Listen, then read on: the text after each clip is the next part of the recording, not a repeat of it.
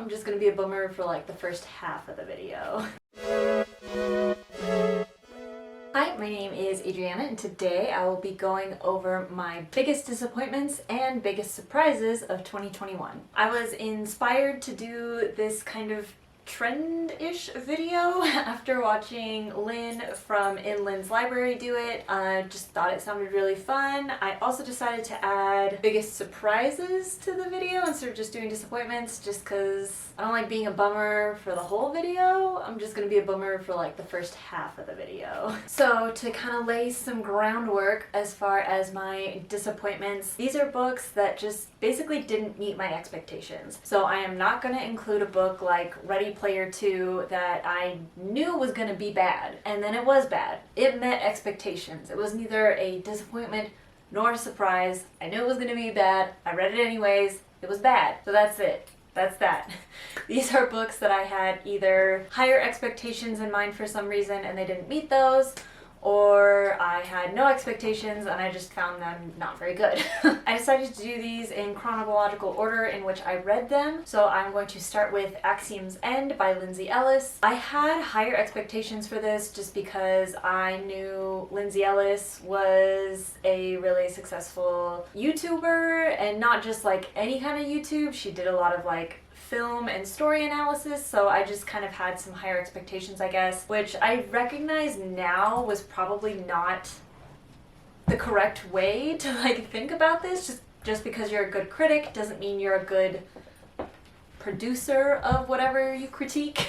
I probably shouldn't have gone in with as high of expectations as I did, but it is what it is, and I was a bit disappointed by this book. I just found it really slow-paced and kind of boring. So it was a bummer, but I've heard the second one is better, so I might give that a chance at some point, but unlikely. The next book on my list that was a disappointment is In the Woods by Tana French. This was a pick for a book club, and I thought it was gonna be like right up my alley. I love detective thrillers, and then again, this one was just extremely slow paced and very boring. The main kind of mystery throughout the novel, there's obviously like a case that the detective is solving, but the main mystery that the novel hooks you in with is the background of the detective that we're following.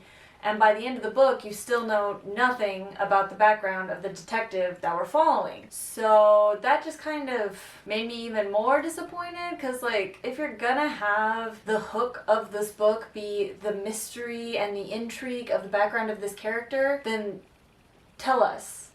And if you want to release it in later books, then don't make it the main point, the main hook of this book. Make the actual story more interesting if you're not going to tell us about this character until 4 books down the line. So it was disappointing. I was disappointed.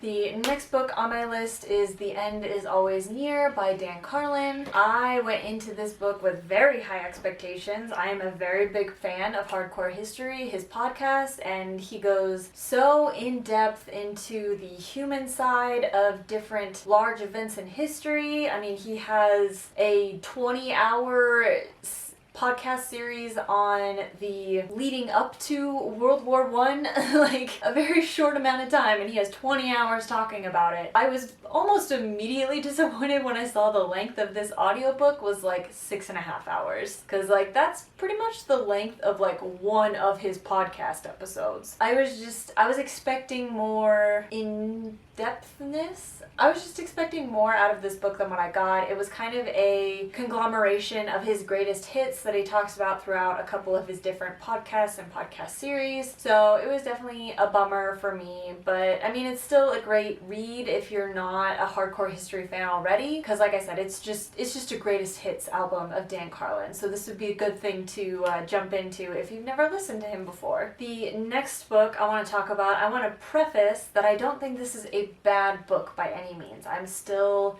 very glad I read it. I still enjoyed it immensely, but that is The Bride Test by Helen Hoang.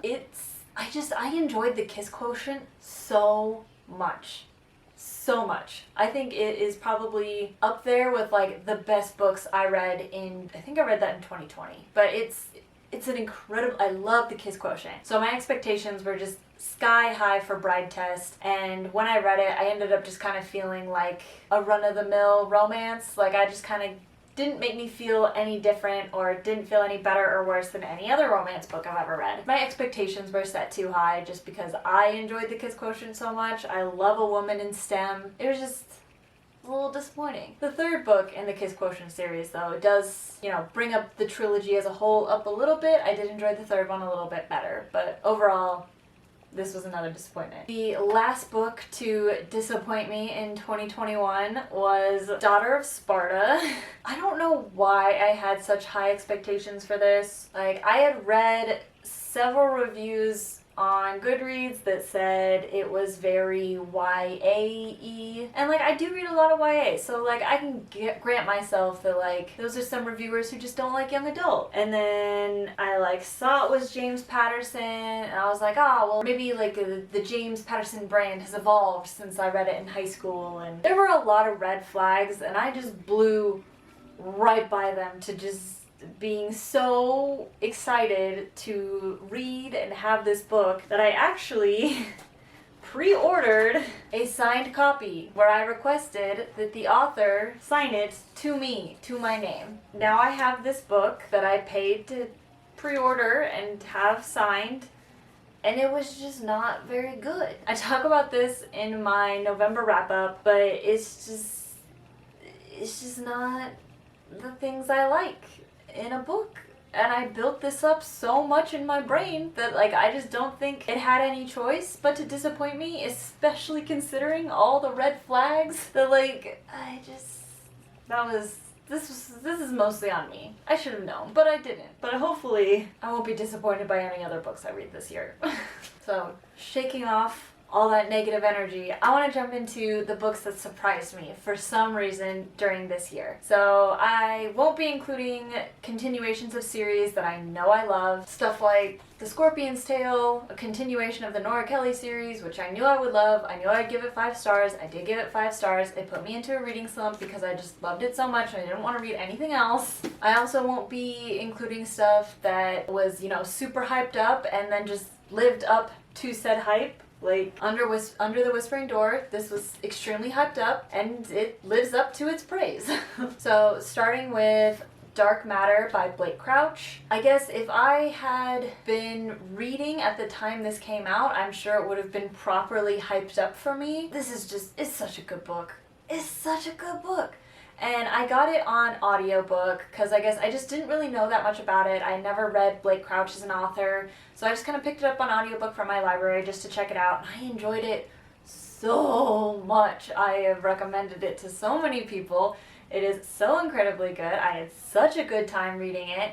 I picked it up with no expectations, and it just blew me out of the water with a 5 star right at the beginning of the year. The next book I want to talk about shouldn't have been a surprise to me. It was adequately hyped up on BookTube, on Book Twitter, on all of the book platforms, but it just hit me in such a personal way that I guess I wasn't expecting it.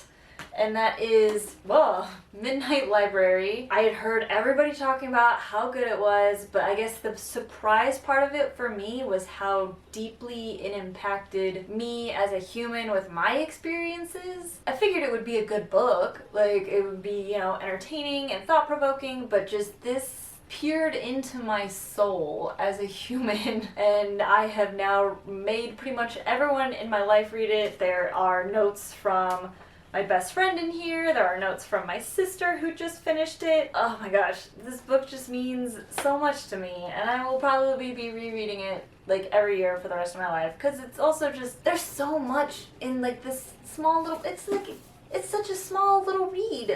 My sister, she doesn't read very often, she read this in 3 days. It's such a quick read, and it's so good, and it's just, I love it. I love this book, and I was not expecting to be obsessed with it.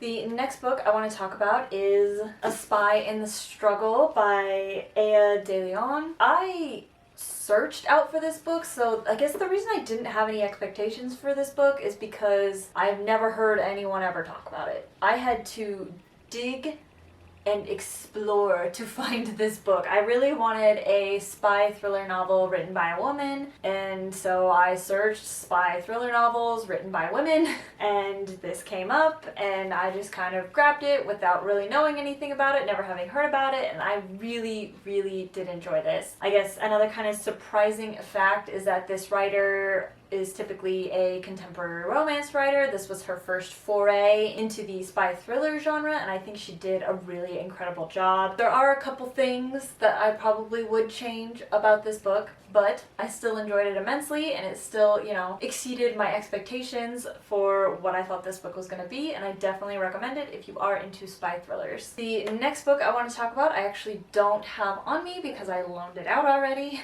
but that is Burn by Patrick Ness. I didn't think I was going to enjoy it that much, just because it's a, YA dragon story, and so I was just like, oh, it's set in Washington State. I'm from Washington State. I'll probably enjoy that aspect of it. And if you haven't seen my review on this book, I think it is a perfect 5 out of 5 fantasy YA. Like, it's a perfect book.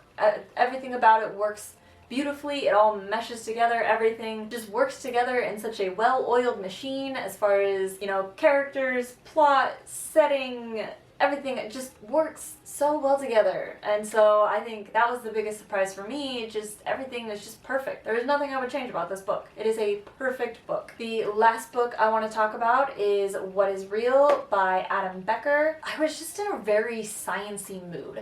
So I went on my Libby app and I was just searching like science books. I just really wanted a non-fiction, science-y something. A lot of the books I wanted to get were on like hold, so I put in a hold for them. This was available right away, so I started listening to it right away, and I am honestly blown away by this book. If you have any interest in physics, especially like quantum physics or quantum mechanics or whatever you want to call it, it is incredible. So normally when I read a science book, it's very kind of, ABC, this is, where we started from in this field of science, and this is where we are now because of these people. It's very dry, it's very kind of boring.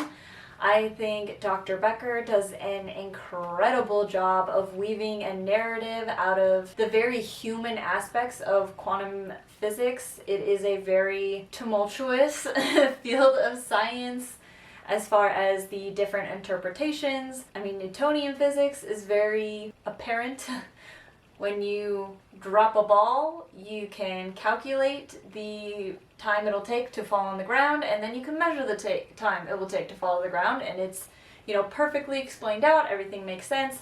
When you start getting into stuff like quantum field theory and everything else, and special relativity and how that all interconnects, your interpretation changes a lot, even if the equations and computations don't. So I think Dr. Becker does a very good job of really weaving in the human aspect of the development of quantum physics today and just creating a really beautiful narrative. And I think what really cinched this as one of the best nonfiction science books I've ever read is his concluding chapter, in which he just talks about a lot of really deep topics as far as anti-science bias in the media and the mainstream today, and then the sexism and racism experienced in science throughout history and even today, although it's getting better, and how much we could have missed out on because we have been excluding so many brilliant minds out of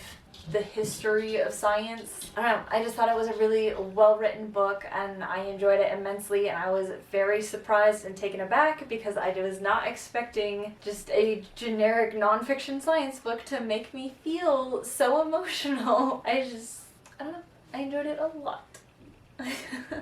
And I think it's a very good book if you have an interest in science. So I guess I didn't really go into this thinking I was going to end up with an even 5 and 5 on each side, but those are my 5 biggest disappointments and 5 biggest surprises of 2021. If you have read any of these books and agree and or disagree with me, please leave a comment down below. Thanks so much for watching, and I will catch you on the next video.